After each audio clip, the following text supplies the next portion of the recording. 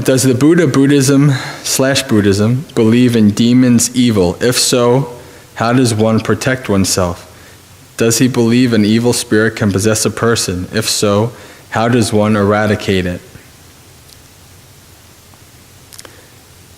What I would say in terms of evil is, in Buddhism, there's no, how would you call it, ultimate good and ultimate evil, like you would have like in Catholicism.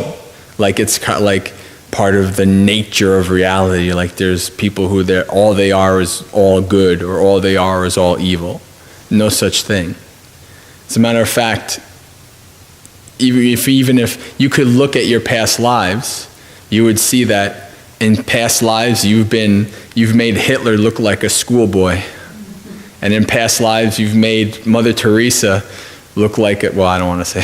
I mean, so you've done so much good and also so much really bad stuff in your past lives, because we've been going through this samsara for so long, and that's why the Buddha, part of his advice, and it's like when you see somebody who is doing something bad or going through something hard, you recognize, I too have done this. I've been there. And likewise, when you see somebody things are going well for them, and you say, I too have been, this has happened to me as well. So, in that regard, I would say there's definitely no such thing as like a pure evil. Now, of course, there is, papa is the word that means evil.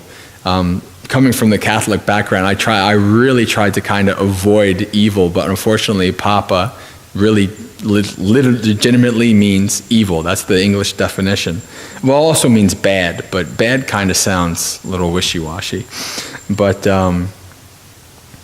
so in terms of demons, they're called yakas. They're actually my favorite kind of what you would call immaterial or fine material existence beings, because I really feel like they get a bad rap. Yeah, like they are, the English translation is demon, and they're like, like you have like the Lord of the Rings, like those big orcs and stuff like that. They're like, these big evil creatures and blah blah blah, and people are scared of them and all of that.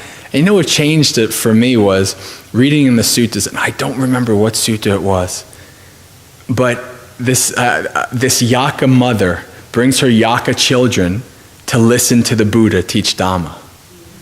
And I was like, yeah, that's pretty cool. I like that. I was like, see, yakas aren't all bad. And like, Arash and I joke that we were like yaka brothers in the past and stuff, in our past lives and stuff like that. It's, so yeah, there are demons. And, there's stories like, in Thai forest, there's stories of like meditation masters going into caves that have yakas in them. Like the local populace like doesn't go anywhere near the cave, and like the meditation masters go in and they basically the yakas who are normally supposedly don't want anybody in the cave and all that. The yakas allow the meditation masters to be in there and these kind of things. So. Yeah, so that's the demons in Buddhism. In terms of possession, the only thing that I know of, in terms of the suttas, I'm not as familiar as in terms of cultural things, but in terms of possession, there are some suttas where like they say that Mara has possessed somebody. But it's not like, as far as I know, it's not as prevalent as like say like Satan possessing somebody in Christianity kind of thing. But really the way you protect yourself from evil is by the Noble Eightfold Path, by the precepts and by metta. The 11 benefits to metta is you're dear to human beings, you're dear to non-human beings. Devas protect you. Right? So when you are in this practice, then I would say that you're more likely not to get harmed by living beings, let alone if there's any beings that we're not aware of.